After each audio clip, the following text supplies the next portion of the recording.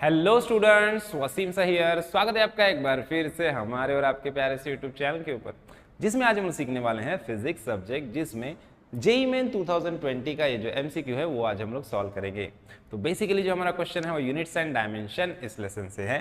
तो चलो क्वेश्चन की तरफ बढ़ते हैं। देखो क्या दिया है, speed v, area a and force f are chosen as a fundamental unit, then the dimensions of Young's modulus will be. तो देखो बेसिकली हम लोग को पता है कि भाई जो भी डायमेंशन हम लोग निकालते हैं वो फंडामेंटल क्वांटिटीज के फॉर्म में निकालते हैं, जैसे कि लेंथ, मास, टाइम, टेम्परेचर, करंट, राइट।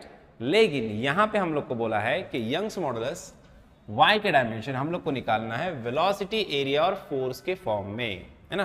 तो वेलोसिटी, एरिया और फोर्स के फॉर्म में हम लोग को डायमेंशन निकालना है y का।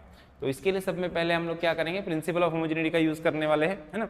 लेकिन सब में पहले हम लोग सब क्वांटिटीज के फंडामेंटल डायमेंशंस पहले लिख लेते हैं, वो हम लोग को पता होना चाहिए।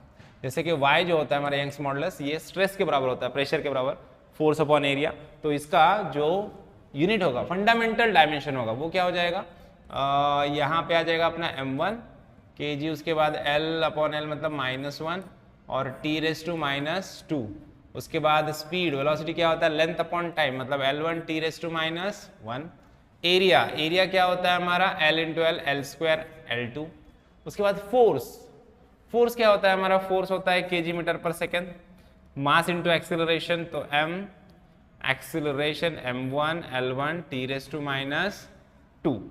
ठीक है, चारों डायमेंशन हम लोग को मिल गए। बेसिकली हम लोग को क्या करना है, basically Young's modulus y, force f, area a और v, इसके बीच में रिलेशन बिल्ड करना है। तो अब हम लोग को पता है कि रिलेशन किस तरह से होगा, हम लोग को नहीं पता, तो हम लोग मान लेते हैं कि f के रेज में a होगा, a के रेज में b होगा और v के रेज में c होगा, और यही इसके डायमेंशन होंगे। और a b c की ही वैल्यू हम लोग को यहाँ पे निकालना है, प्रिंसिपल ऑफ होमोजेनिटी का यूज करना है।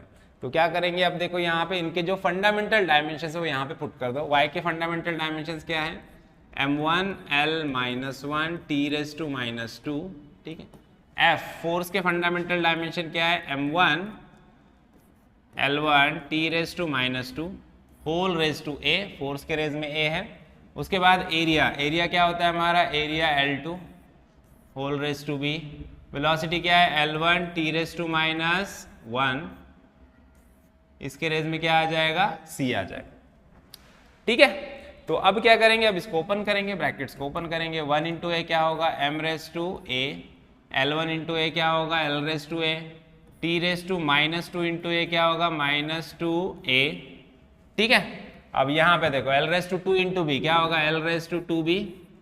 अभी l⁻1 × c क्या होगा, c, और t⁻−1 × c क्या होगा, -c। ठीक है, और इधर हमारा m1 l-1 t⁻² as it is.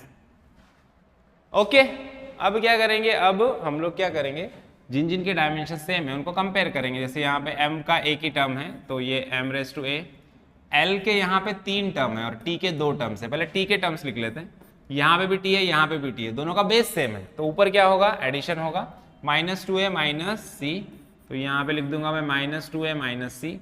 Similarly l के 3 टर्म्स है, 1 2 3, तीनों का बेस सेम है, राइट।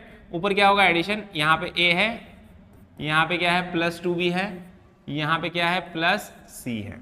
ओके, और इधर हम लोग देखेंगे तो इधर m⁻1 l⁻−1 t⁻² है। अब हम लोग को क्या करना है, सिंपल से डायमेंशंस को कंपेयर करना है। सेम क्वांटिटीज के डायमेंशन को कंपेयर करो, a b c की वैल्यू मिल जाएगी। सब में पहले m के डायमेंशंस को कंपेयर करते, इधर m के रेज में 1 है और इधर m के रेज में क्या है, a है। तो यहाँ पे डायरेक्टली मैं बोलूँगा बेस सेम है तो एक्सपोनेंट भी सेम हो गए, मतलब a की वैल्यू क्या आ जाएगी, 1 आ गई। ठीक है, अब t के डायमेंशंस कंपेयर करते हैं। यहाँ पे देखो t, इधर t के रेज में क्या है, इधर हमारे t के रेज में -2 है और इधर t के रेज में -2a -c है। बेस सेम है तो क्या होगा, -2 = -2a -c। अब यहाँ पे देखो -2 = a की वैल्यू पुट कर दो, a1 है हमारा, तो -2 × 1 -c बराबर। -2 × 1 क्या हो जाएगा, देखो -2 इधर भी -2 होगा, -2 1 × 2, ये -c।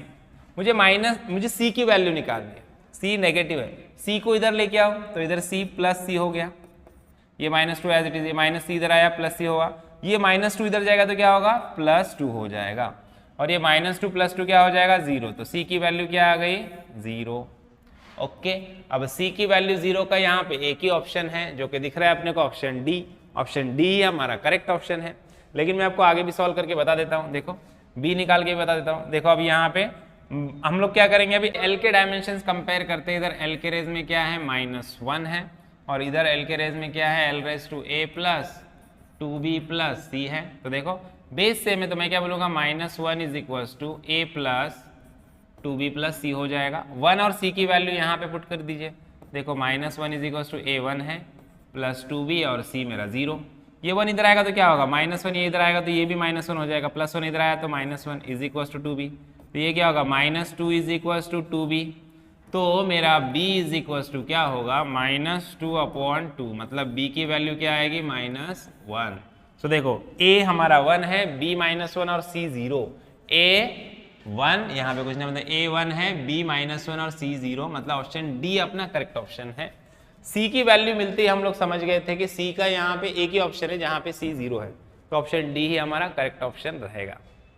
समझ में आया? आई होप आपको प्रॉब्लम अच्छे से समझ में आया है। वीडियो अच्छा लगा है तो वीडियो को लाइक कीजिए, ज़्यादा अपने दोस्तों के साथ शेयर कीजिए, और चैनल को सब्सक्राइब करना ना भूलिए। तो मिलते हैं नेक्स्ट वीडियो में नेक्स्ट प्रॉब्लम के साथ, तब तक के लिए थैंक यू, बाय बाय।